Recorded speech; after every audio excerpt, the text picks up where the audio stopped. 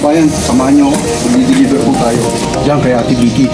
Sa likod ng simbahan. Tara, bayan, pauwi muna tayo. Kukunin pa natin yung isang bilao. Yung pinagdala natin sa Ate Vicky, nasa swimming pa daw. Let's swimming. So, patatawag mo muna kay Mrs. Para, sigurado. Talaga. Kita nyo naman, tayo nagbota pa rin para sure.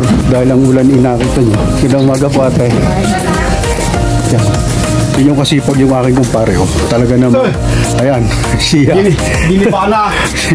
Kailangan ayusin daw at nagkakaroon ng problema. Yung jeep. Tara, tuloy muna tayo. I-deliver. Opo. Diyan sa may kinapulis. Yan kabayan. Ito po yung huling bilao na natin i-deliver. Nauna na po yung dalawa kanina. Tuloy lang tayo. Hello mga boys, mga girl. Kahit kasi yung talaga umorder nito sa Pansol Night Swimming. So bali habili na lang daw po sa kalapit bahay. Pagdating naman na po, ganun po talaga. Pero yung kalapit bahay nila, isa rin sa regular client natin. Ayun, bali umorder po. Ngayon, mamayang hapon naman natin i-deliver. Magkalapit bahay lang yung dalawang yun. Tuloy-tuloy lang po tayo. Samahan nyo. Boss! Ang kabayan, magandang hapon. Ngayon po ay mag-aalang na. Alas po ay 45. Ngayon po ay meron tayong bibilin dahil may umorder na naman regular client natin. Asawa ng pulis. Mamaya po yung alas 4. Nakita nyo naman, pag may oras at po pwede at kakayanin, wala akong problema. Kasi una, isa lang yung items na pinapagawa. At pangalawa, syempre, hindi siya masyadong matrabaho. Nakita nyo kabayan, biglang bumuso yung ulan. Pansinin niyo. Sobrang lakas ng ulan. Ayan, bumaha. Ayan, baha.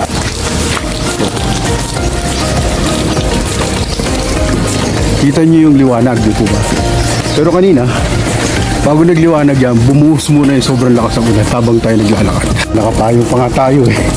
Kasi nga, doon tayo lumabas ng baha. Sobrang lalaki ng patak. Ngayon, biglang tila, lumiwanag naman. Pero dito madilim. Kaya madilim. Dito liwanag. Kaya talagang kailangan mag-iingat. Liwanag nakakatuwa kanina, grabe. Sobrang dilim na. Umuulan pa, baha Kaya ng pureba, kaya tayo nagbobota. Kaya natin palengke. Dito lang tayo. Dito tayo dumaan para hindi masyadong marami sasakyan at hindi masyadong maingay. Siyempre, yung mga tao din na makakasalubong, di gaya dito. Mangilan-ngilan lang Hello. Kaya yan. Tuloy-tuloy lang tayo.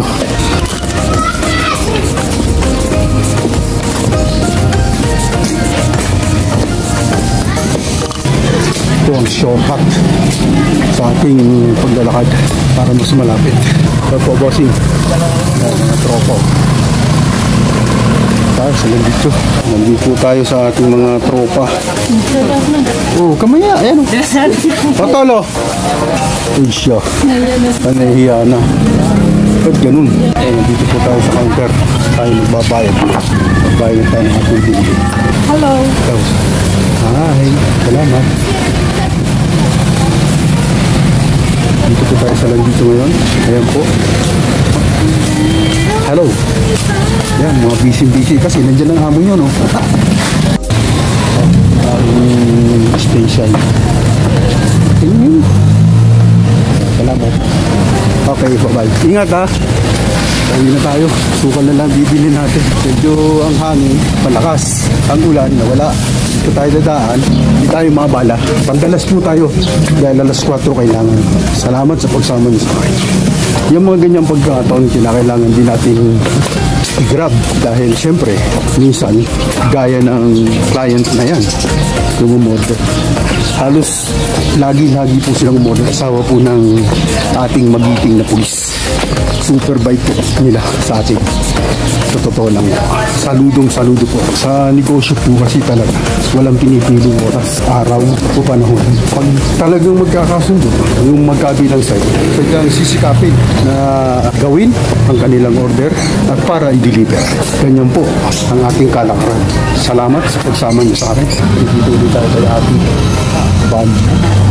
Ito, kukuha na naman po tayo sa kanya ng bilao. Kailangan natin. Nasaan yung iyong alaga? Ay, ito. Alauna nga pala. No?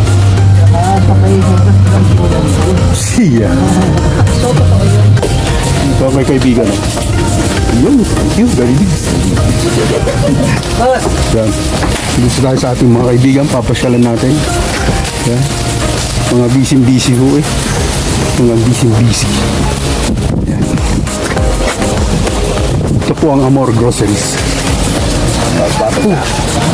Yung dadaan. Kaya na po tayo. Aray po. Thank you so much. Yung mga... Hola. Ate Mai, tawag ka Ate Mai. Hello. Thank you so much ha. Bye-bye sa inyo. Bye-bye. Nag-deliver pa ako ng 4 o'clock. Yan, bye. Pauwi na tayo. Pamili na po natin yung para mamaya. Tapos 4 ng hapon. Nakakapanibago ang panahon. Lumiliwa-liwanag ng mga yun. Pero mas okay yan kaysa din sa umulan. Sa totoo lang. Grabe pag umulan ang hirap. Hindi ka makaporma. Una-una lalo na sa deliver. Pero pilit kakayanin siyempre. Dahil yun ang ating pinagkakakitaan. Lumiliwanag kabayan. Tuloy na po sana para naman hindi tayo masyadong mahirapan. Mainit tapos umambon. Kaya tayo nakapayong. Yan ang sistema. Dapat ba? Dito na tayo sa ating iskinita. Medyo minute ho. Tingnan nyo. Sana ganyan. Tuloy na po. Ano? Pero kasi naulan eh. Pero tinan nyo naman yung kabila. Hello. Dito na tayo sa atin. Mamaya po ulit sa pag-deliver naman.